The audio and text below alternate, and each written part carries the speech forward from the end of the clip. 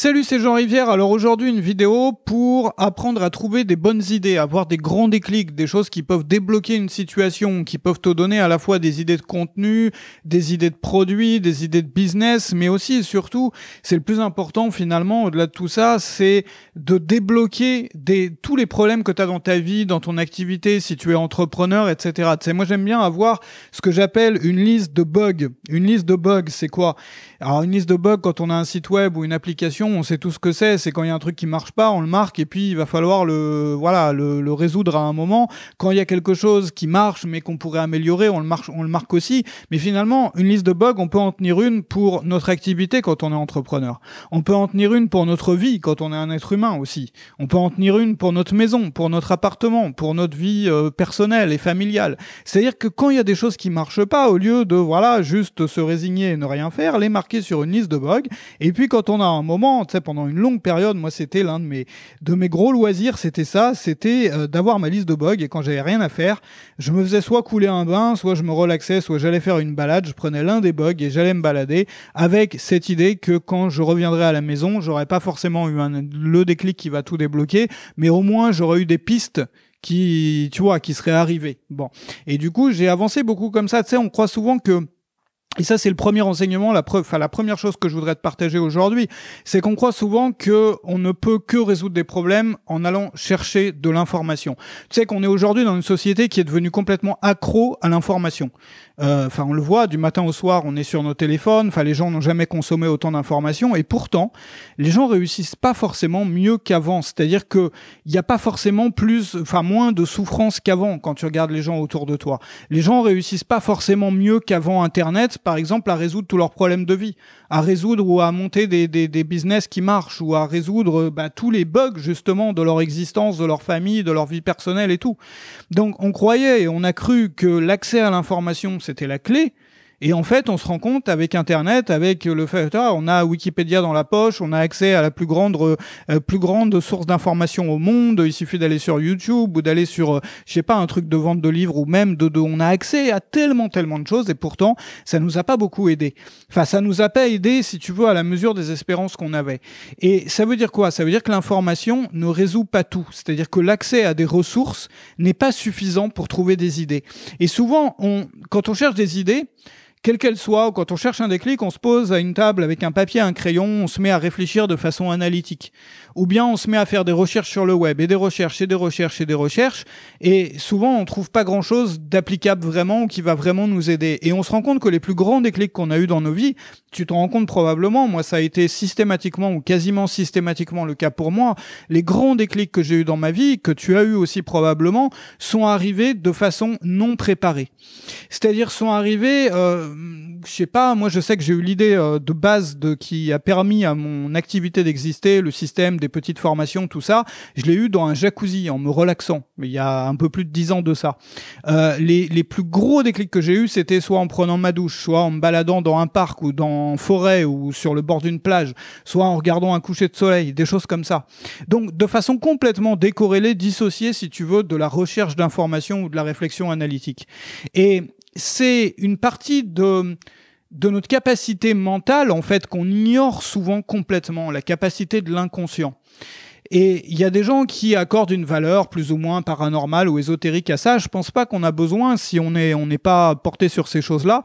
On peut juste voir ça comme étant la force de notre inconscient. Tu sais que notre cerveau, notre intelligence emmagasine des informations toute la journée, dans les discussions qu'on a, dans les choses qu'on voit autour de nous, dans, ce qu'on lit, ce qu'on voit, tout le contenu qu'on absorbe, mais souvent, on lui laisse pas le temps de faire les liens. On lui laisse pas le temps de faire décanter tout ça pour pouvoir par lui-même, sans qu'il y ait d'opération active de notre part ou d'effort actif de notre part, de faire le lien entre telle idée et telle idée qui va donner un grand déclic, qui va nous sauver, ou bien qui va nous permettre de passer au palier supérieur dans tel ou tel domaine de notre vie. Et la première chose que je voudrais partager avec toi, donc c'est ça, c'est d'exploiter ce qu'on appelle le cerveau droit. C'est-à-dire de se détendre. Je sais que ça paraît contre-intuitif, mais quand on recherche des infos, quand on recherche un déclic, ou une grande idée, plus ce grand déclic ou plus cette grande idée est cruciale et importante pour nous, plus il faut qu'on se relaxe et qu'on arrête de la chercher. Tu sais, on dit souvent que c'est pas en cherchant l'âme sœur qu'on la trouve. Tu regardes tous ces gens qui sont sur les sites de rencontres et tout, bon, en général, ils trouvent pas grand-chose. Je sais pas comment tu as trouvé la personne qui partage ta vie aujourd'hui. Pour beaucoup de gens, c'est quelque chose qui peut s'assimiler à du hasard ou, tu vois, le fait des circonstances. Mais c'est vrai pour tout. Il y a beaucoup de choses dans la vie où c'est pas en les cherchant activement, en utilisant notre intelligence analytique qu'on les trouve. Au contraire, c'est en lâchant prise sur ces choses-là, en se relaxant, en se détendant pour pouvoir faire agir les circonstances, l'inconscient finalement. Et pour exploiter ce qu'on appelle communément le cerveau droit, il y a des choses comme utiliser un bain chaud, utiliser une séance, je sais pas, de quelque chose qui peut s'assimiler à de la méditation, à une promenade ou autre chose. Moi, j'ai une méthode pour ça qui est pas mal, que je voudrais partager avec toi, enfin moi qui m'a pas mal aidé, c'est de fixer une intention avant une pratique comme ça. C'est-à-dire que, par exemple, tu as un blocage dans ta vie aujourd'hui, tu as quelque chose, tu veux trouver des pistes, tu veux avancer vers un grand déclic qui peut t'arriver. Donc que ça soit une idée de business, que ça soit une idée qui te permette de sortir d'une situation qui est difficile pour toi aujourd'hui dans ta vie, tu te dis, je vais faire une balade en forêt, par exemple, ou autour de la rivière, ou dans un parc, où je vais me faire couler un bain chaud et je vais y rester dedans pendant un bon moment. Avec cette intention-là, l'intention, c'est que quand je ressors de mon bain ou quand je rentre chez moi, quand j'ai fini ma balade, il y ait des pistes qui me soient arrivées. Des pistes, c'est pas forcément le déclic du siècle, mais des pistes. Et tu vas pas réfléchir activement. Mais par contre, tu vas bien observer toutes les pensées qui t'arrivent dessus, en fait. Voilà. Parce que souvent, ça vient, on a l'impression que ça vient de l'extérieur, ça vient en fait de notre inconscient qu'il faut écouter. C'est-à-dire que c'est une ressource sans fond, le truc. Il y a beaucoup de clés, de solutions qui sont déjà à l'intérieur de nous. Simplement, on les a pas vues. Des informations qu'on a déjà là. Simplement, on n'a pas encore fait le lien. Notre intelligence, tu sais, c'est pas que la partie sur laquelle on a un contrôle, une maîtrise. Nous-mêmes, ce qu'on est nous-mêmes, c'est pas seulement ce qu'on contrôle. Tu te rends compte que dans ton corps, à l'heure où je parle, dans la seconde qui vient de s'écouler, il y a plein de processus qui sont passés dans ton corps. Il y avait peut-être une attaque d'une machin je suis pas médecin moi, mais tu vois, d'un truc avec des globules rouges ou je sais pas quelle couleur qui sont venus défendre le machin, ton cœur qui est en train de battre, enfin voilà, tout ça tu n'as pas le contrôle dessus. Et on sait très bien que notre corps, on n'a pas le contrôle dessus. On peut très bien vivre sans comprendre du tout comment ça fonctionne à l'intérieur. Mais on se rend pas compte que c'est pareil pour le mental. C'est-à-dire qu'il y a plein de processus mentaux qui sont de la même façon que fonctionne notre corps sans que notre intelligence consciente puisse agir et contrôler ça. C'est-à-dire que ça se passe sans que notre intelligence consciente donne des ordres ou soit impliquée ou même comprenne comment ça se passe. C'est pareil pour notre mental. Et en termes de recherche d'idées, c'est très important de laisser notre intelligence travailler sans essayer de la contrôler. Et c'est souvent comme ça. C'est la raison pour laquelle c'est pendant souvent des moments de relaxation qu'on a nos plus grands déclics. Et c'est pour ça aussi que c'est contre-intuitif de se mettre à bosser jour et nuit ou de se forcer à quasiment pas dormir, avoir aucun instant de détente pendant les moments les plus difficiles. Évidemment, c'est ce qui paraît intuitivement le plus logique. C'est-à-dire que si tu as des problèmes ou si tu veux avancer vite, trouver des idées vite, bah tu te mets à bûcher. Mais c'est souvent contre-intuitif parce que du fait que tu te laisses pas ces instants, ces moments de décantage, tu vas souvent uniquement réfléchir à court terme, voir les solutions qui sont sous tes yeux, qui sont souvent des solutions qui sont pas les meilleures, qui sont pas celles qui ont la plus grande, qui peuvent avoir la plus grande ampleur, qui sont pas celles, tu vois, les plus à long terme ou les plus, tu vois, c'est juste des petits, comme mettre un pansement sur une jambe de bois, souvent, où c'est dans l'urgence ou dans le truc, résoudre ça maintenant, mais sans voir tu vois, sans prise de recul. Donc, se laisser ces moments pour laisser décanter les choses et écouter ce que ton mental veut te dire, en fait, ou ton inconscient, ou on peut appeler ça comme on veut, c'est super important. Donc se relaxer dans ces moments-là et utiliser des moments sans réfléchir activement, sans réfléchir avec ton intelligence analytique. Ton intelligence analytique, elle est bonne pour faire des calculs, elle est bonne pour faire toutes sortes de choses comme ça, pour faire des opérations mathématiques ou de la comptabilité. Elle n'est pas du tout bonne pour avoir des grands déclics. Les grands déclics, souvent, sont des choses qui nous échappent jusqu'à ce qu'on les ait. Tu vois ? C'est des choses qui interviennent comme ça. Et c'est ce qui se passe notamment dans un brainstorming, dans ce qu'on appelle un brainstorming, tu sais, quand une recherche d'idées, souvent dans les entreprises qui se fait de façon collective en groupe, où on va arrêter de filtrer. Tu sais que justement, quand on se détend, on arrête de filtrer. On arrête d'essayer de contrôler ces idées. Donc on va mettre sur la table même les idées qui paraissent les plus loufoques. Et après, on va juger dans un second temps et on va voir si ça fait sens ou ça, il y a une piste. L'idée en tant que telle est pas super, mais il y a une super piste qui pourrait être appliquée sur la base de cette idée et avancer comme ça. Tu sais, il y a la méthode Scamper. Alors, ça s'appelle comme ça en anglais. Scamper pour la recherche d'idées, pour les brainstorming. Comment ça marche? Ça, c'est pas mal utilisé en entreprise. Le S, c'est pour substituer. Donc, tu pars de ton idée. la chose de laquelle tu pars. Par exemple, ton business, il marche pas, bon, et tu cherches un grand déclic pour le faire marcher. D'abord, tu te demandes dans ton produit ou dans ton approche, qu'est-ce que tu pourrais substituer par rapport, dans ce qui existe aujourd'hui. Ensuite, tu te demandes comment tu pourrais combiner des choses. Combiner l'approche que tu as aujourd'hui, ou par exemple, moi, si je fais du marketing, je parle de marketing, comment je pourrais combiner ça à autre chose. Par exemple, parce que je pourrais pas faire, si j'ai la connaissance, moi, c'est un truc que je conseille souvent aux gens qui sont dans le business en ligne et tout, ou dans le marketing, c'est que tu peux très bien, si tu as la connaissance d'un autre métier, par exemple, je sais pas, ta femme, ton mari est avocat ou avocate, bon. Et pourquoi est-ce que tu as une connaissance du métier d'avocat, même si tu connais pas tous les trucs en détail, tu connais un peu le milieu, tu connais de quoi ces gens-là ont besoin et tout ça. Pourquoi tu ferais pas du marketing, du business pour les avocats, aider les avocats à trouver des clients, par exemple, j'en sais rien, tu vois. Donc ça, c'est combiner deux choses. Ça peut donner des super idées. Ensuite, c'est adapter. Donc c'est juste des questions à te poser finalement, et tu te fais une séance comme ça où comment je pourrais adapter ça à X ou à Y. Souvent, sur la base de deux idées, tu prends une idée, tu te demandes comment tu pourrais substituer l'une idée à l'autre, comment tu pourrais combiner les deux, comment tu pourrais adapter l'idée 1 à l'idée 2, etc. Ensuite, tu vas avoir modifier. Donc modifier, c'est magnifier ou minimiser. Modifier, attends, j'arrive plus à écrire. Modifier. Comment ton idée, tu pourrais, ou ce que tu fais aujourd'hui, tu pourrais le minimaliser? Ou comment, au contraire, est-ce que tu pourrais l'agrandir? Ton produit, ou l'objet de ton produit, ou le champ d'application de ton produit, ou de ton idée, comment est-ce que tu pourrais soit, tu vois, comme un laser, fixer un point beaucoup plus petit, ou au contraire, l'étendre? Tu peux aussi travailler sur, donc ça c'est, tu vois, Scamper, c'est toutes les lettres là. Donc S pour substituer, C pour combiner, adapter, modifier. Donc modifier, ça veut dire agrandir ou réduire. Le P, c'est en anglais, c'est put to another use. Donc utiliser pour quelque chose d'autre. C'est-à-dire tu prends, c'est un peu d'ailleurs, ça rejoint ce que je t'ai dit là avec les avocats. Mais tu prends ton truc et tu te demandes comment je pourrais l'utiliser pour quelque chose d'autre. Tu peux aussi éliminer, c'est le E. Est-ce que tu pourrais éliminer des parties? Et tu peux aussi réarranger ou inverser. Alors ça c'est une aide, mais ça utilise, on peut se dire voilà, ça utilise plus l'intelligence analytique, mais si tu te fixes une intention, moi ce que j'aime bien, et moi j'ai trouvé des super idées comme ça, je te dis l'idée même de tout mon système de business, enfin la base ou l'idée essentielle du système de business qui m'a suivi pendant une dizaine d'années, je l'ai trouvé dans un jacuzzi, mais en m'étant fixé une intention, parce que je travaillais comme ça à l'époque et je continue à travailler comme ça quand j'ai des gros blocages, à la fois personnels et de business. Ou quand tu sais même pas où ta vie va, quand t'es un peu perdu, ou quand voilà, t'es perdu, t'as besoin d'un déclic.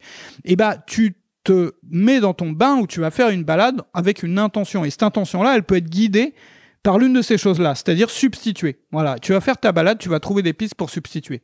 Ou tu vas faire ta balade, tu vas trouver des pistes pour éliminer, pour réarranger ou réverser, etc., etc. Donc ça, c'est des super approches. Mais il faut toujours que ça soit basé sur, comment dire, sur la relaxation, sur le fait de décanter. Et encore une fois, ça nous paraît, tellement peu intuitif parce qu'on est dans un monde qui est concurrentiel. Quand on est entrepreneur, surtout, on est là pour, tu vois, pour collecter plus d'informations, pour forcer dedans, pour bourrer dans le tas, pour machin. Mais tu le vois, regarde, c'est le problème. Moi, ce que j'appelle, c'est pas moi qui appelle ça, c'est toute la philosophie Russell aux États-Unis là. Bon, moi ça me parle pas. J'en ai parlé souvent et je vois plein de gens qui ont été abîmés par ça, abîmés. La philosophie, ce qu'on appelle Russell là, voilà. Bon, c'est triste. Hein. Ça consiste à dire aux gens. Enfin, souvent, c'est beaucoup de créateurs, ils font pas tout ça comme ça, mais il y en a beaucoup qui disent aux gens, des influenceurs et tout, si tu réussis pas, finalement, c'est que t'as pas forcé assez. Si tu réussis pas, c'est que tu t'es pas levé assez tôt. Si tu réussis pas, c'est que t'as pas assez d'autodiscipline, c'est que tu t'es pas assez bougé, tout ça. Et du coup, c'est un truc assez primitif dans lequel on dit aux gens, si tu veux réussir, il faut que tu tapes contre des murs, il faut que tu fasses plus. Mais jamais à un moment, on prend le recul nécessaire pour réfléchir à qu'est-ce qui pourrait être intelligent, qu'est-ce qui pourrait être plus simple, qu'est-ce qui pourrait être plus souple, qu'est-ce qui pourrait être... Finalement, regarde, tu te rends compte que tout ce qui permet de réussir le mieux, c'est souvent de l'ordre de l'astuce, de la bonne idée, de l'intelligence. C'est pas de l'ordre... Moi, j'ai une phrase que je répète souvent, mais c'est tellement vrai. Si le travail acharné, il y avait que ça qui payait, les mineurs de charbon, ils habiteraient dans les villas de luxe. Ça serait eux qui habiteraient là. Non. Tu te rends compte que les gens, justement, qui ont le plus réussi dans le monde, sont des gens qui ont eu des idées.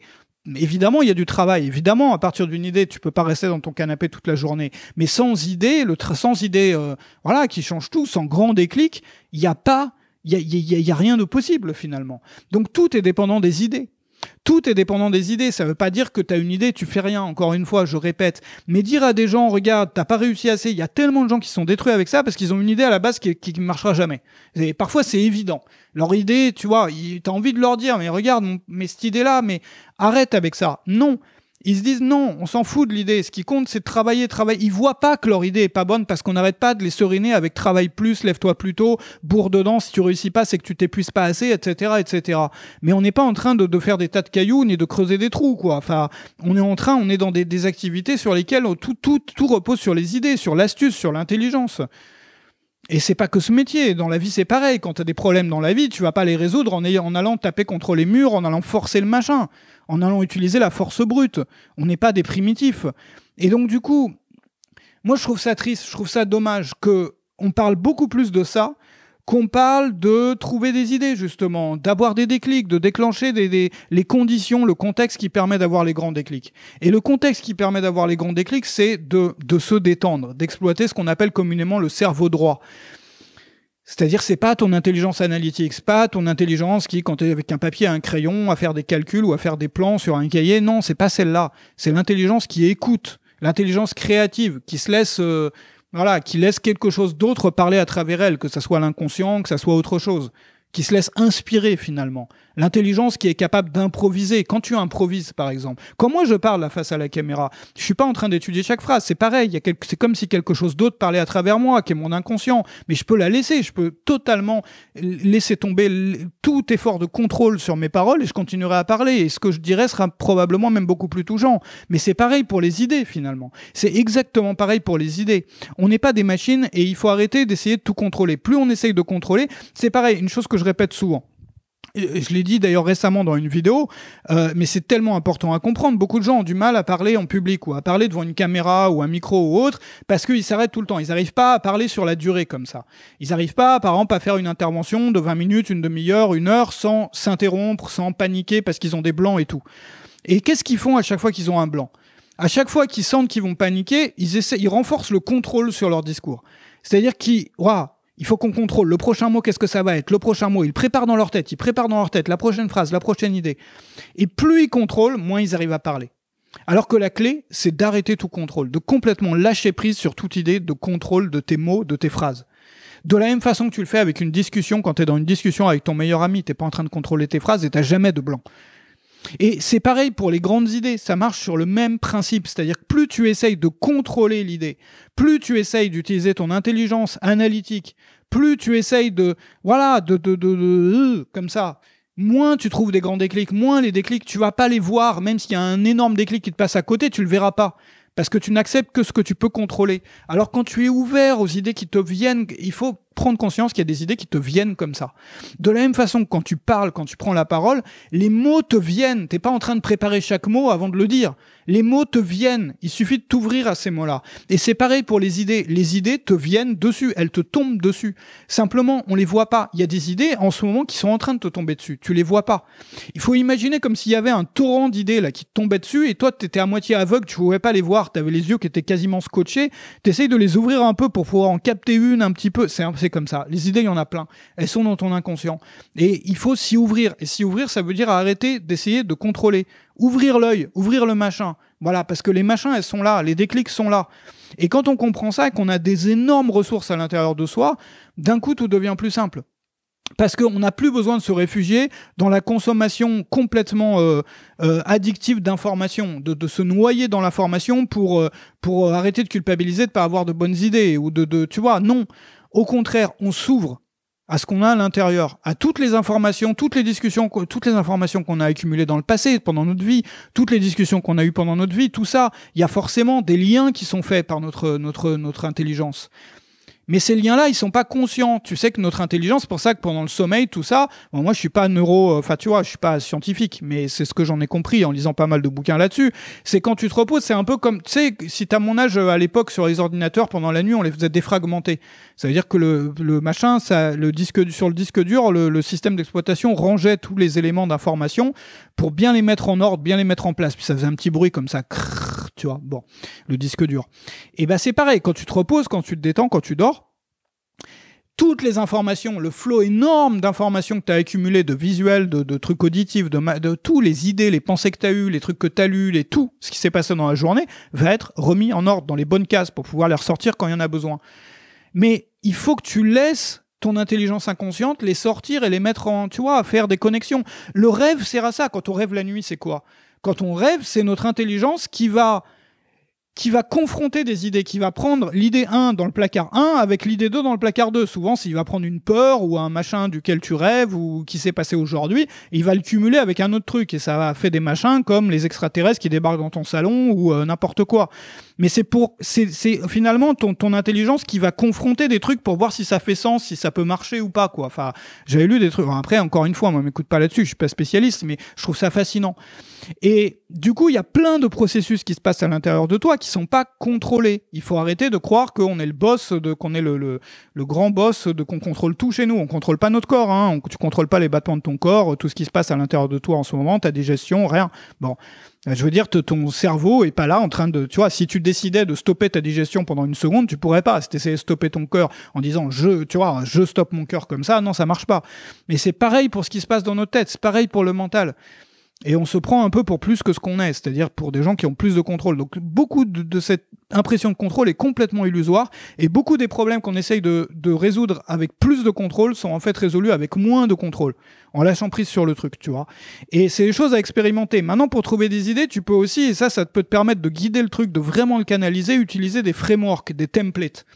Et là-dessus, bon, je vais pas faire tout un discours là-dessus parce que j'ai une formation là-dessus qui est en promo en ce moment, qui s'appelle Sujet de contenu et formation en illimité. Donc ça, c'est pour les formateurs, les créateurs de contenu qui font des formations. Ça se trouve en dessous.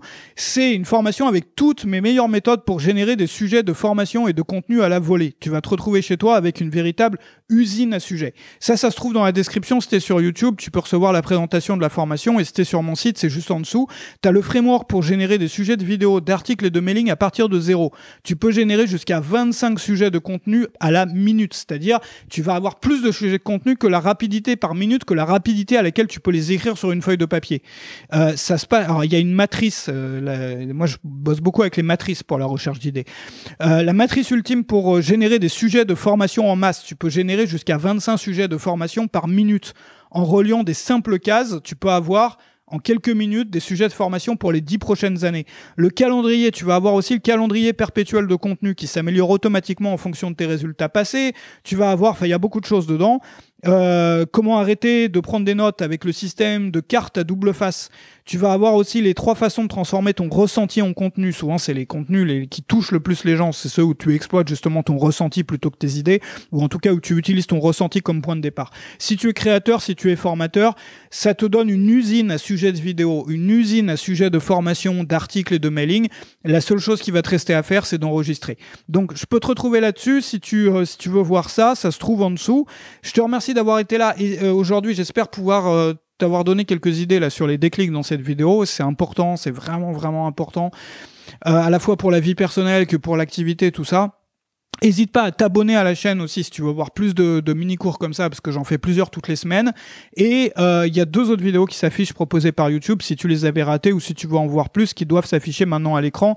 Je te remercie d'avoir été là aujourd'hui. Excellente journée chez toi. Salut.